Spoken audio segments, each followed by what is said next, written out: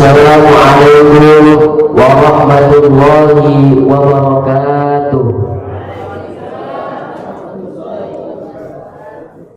Alhamdulillah wassalatu wassalamu ala Rasulillah Sayyidina Muhammad ibn Abdillah wa ala alihi wa sahbihi wa man wala wa la hawla wa la quwwata illa billah, amma ba'd. Yang saya hormati para alim, para ulama, para sepuh lan bini sepuh, para jamaah tafsir ribat dan jamaah musalla asy-syarif yang dirahmati Allah Subhanahu wa taala. Wabil khusus guru kita bersama Amuna Ki Haji Lutfi Basori, matta'anallahu bituli hayatihi syarifah. Mudah-mudahan Allah Subhanahu wa taala senantiasa melancarkan rezeki beliau. Mudah-mudahan Allah Subhanahu wa taala senantiasa memanjangkan umur beliau, dan mudah-mudahan Allah Subhanahu wa taala melancarkan urusan-urusan beliau. Amin amin ya rabbal alamin. Yang pertama-tama kita panjatkan puja dan syukur kita kehadirat Allah Subhanahu wa taala yang telah memberikan kepada kita kenikmatan sehingga kita bisa berkumpul di tempat yang penuh dengan keberkahan ini dengan keadaan sehat wal afiyah. Alhamdulillahirabbil alamin.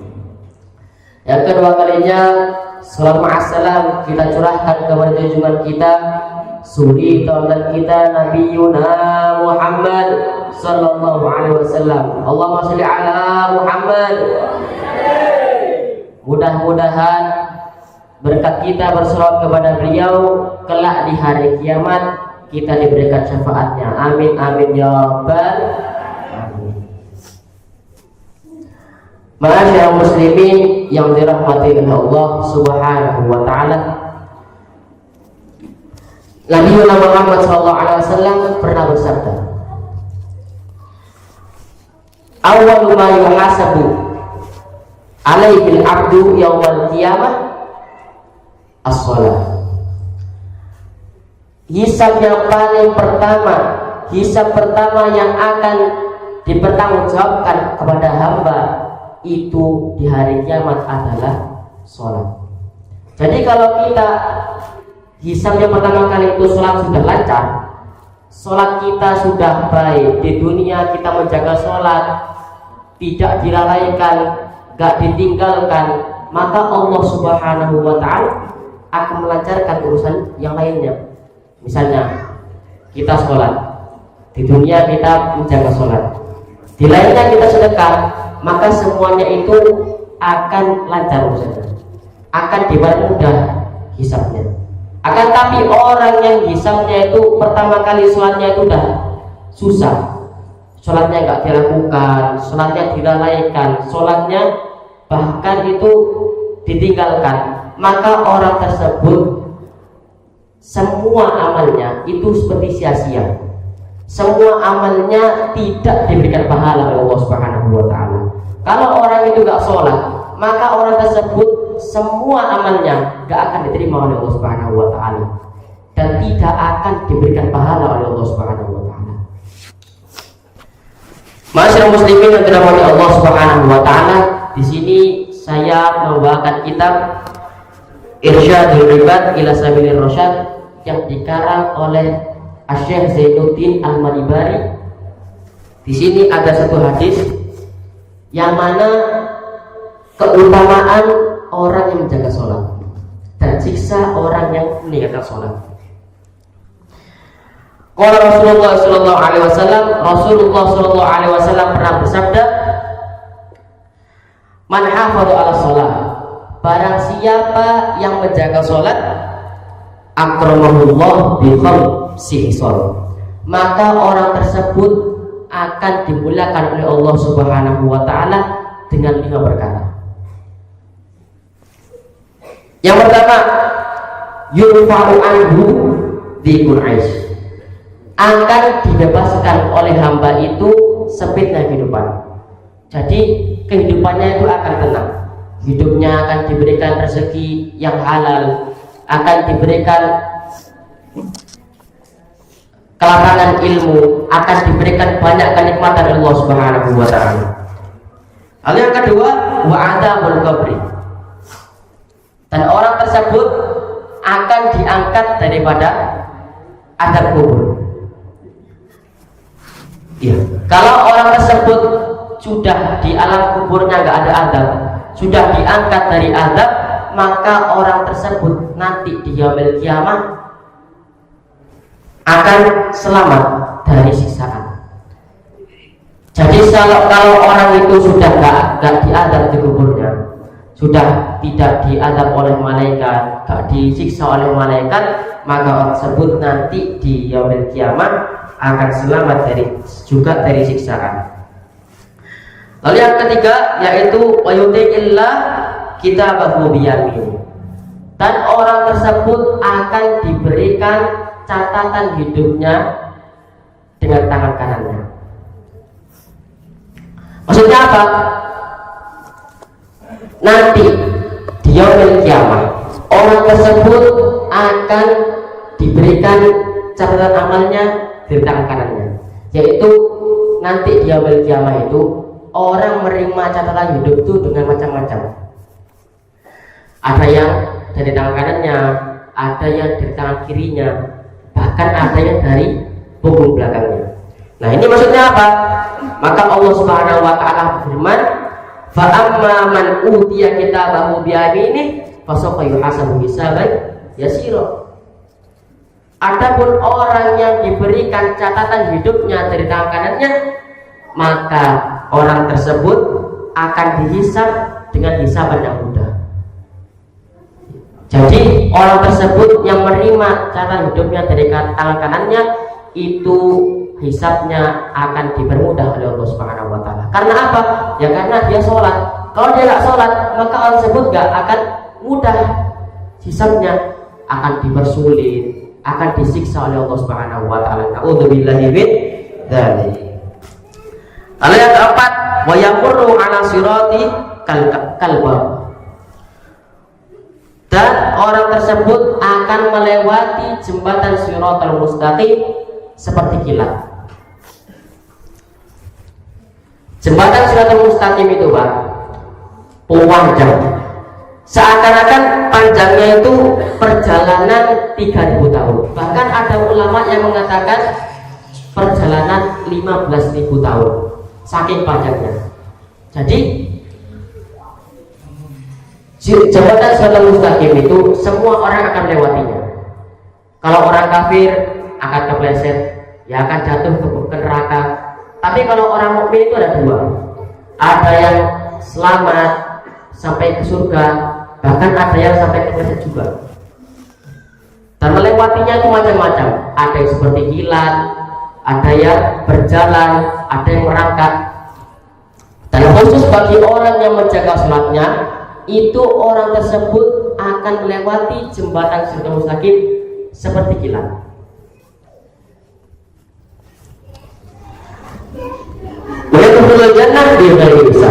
Dan orang tersebut akan masuk surga di ghairi hisab, tanpa hisab. Jadi orang yang sholat itu pasti akan masuk surga Allah Subhanahu wa taala, bahkan di ghairi hisab, tanpa hisab. Jadi kalau orang itu sudah dilihat catatan hidupnya, oh sholat itu sama, sholat itu dikerjakan, maka orang tersebut akan selamat dari hisab. Ya, itu orang-orang yang mana mereka menjaga sholatnya.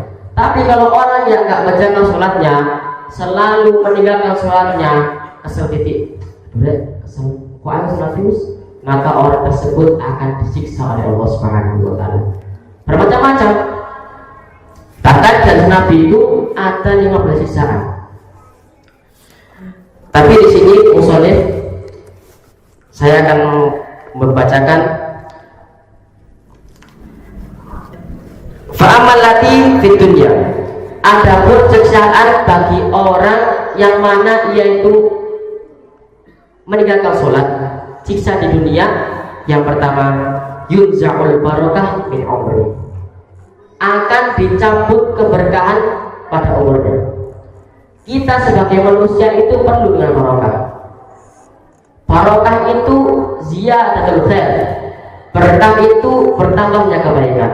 Kalau dalam kehidupan kita nggak ada berkahnya, nggak semakin banyak kebaikannya, maka orang tersebut bakal semakin banyak dosanya.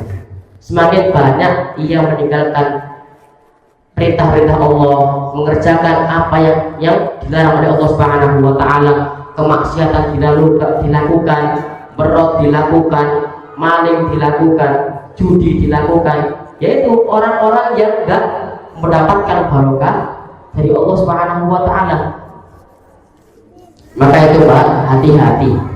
Kita kalau meninggalkan sholat itu berpotensi untuk berbuat kemaksiatan, berpotensi untuk berbuat hal-hal yang tak baik.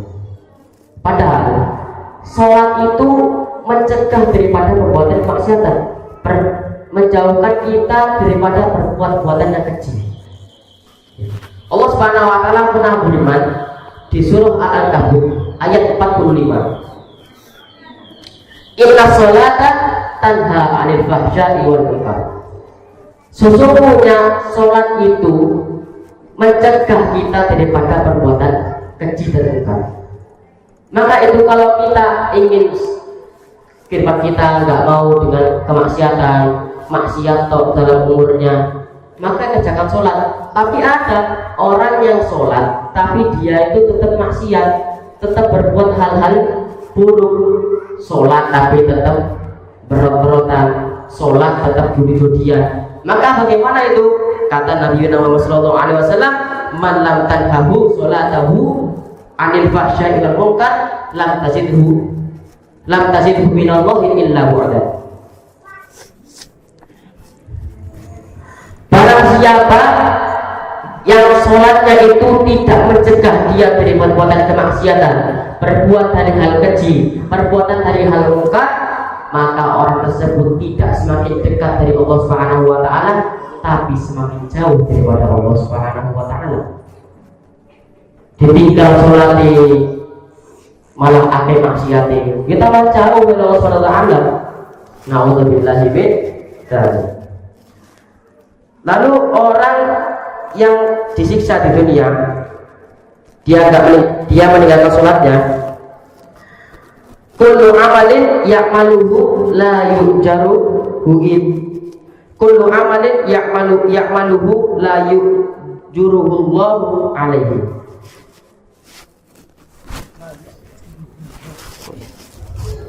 Kullu amalin ya'maluhu la ya'juruhullahu alaihi. Semua amalan yang dia amalkan tidak akan diberikan pahala oleh Allah Subhanahu wa taala. Dia setiap harinya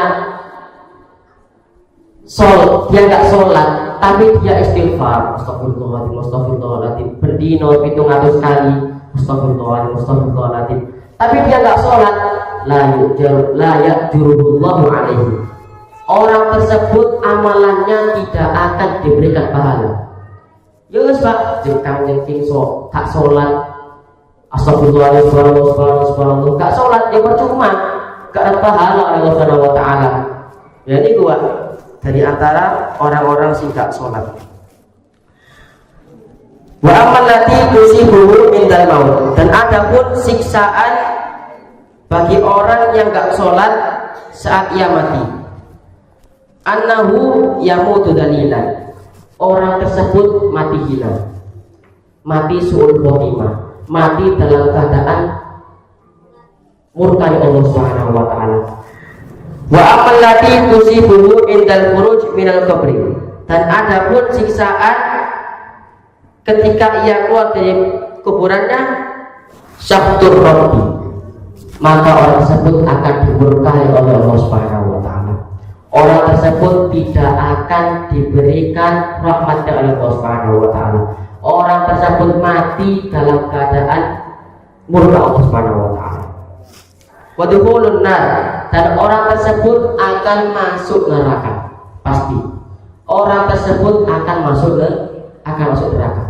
Jadi kalau orang itu meninggalkan sholat, melalaikan sholat, maka orang tersebut akan masuk neraka. Jadi dia saat disuruh sakit, dia itu akan termasuk daripada orang-orang yang kepleset, orang-orang yang meninggalkan sholat dia akan termasuk dari orang-orang yang kafir, yaitu masuk ke neraka. Na'udzubillahi min.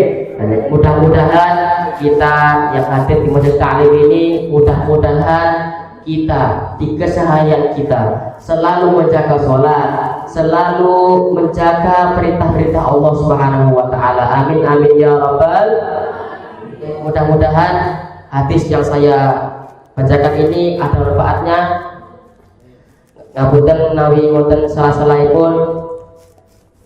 Wabillahi taufiq wal hidayah. Wassalamualaikum warahmatullahi wabarakatuh.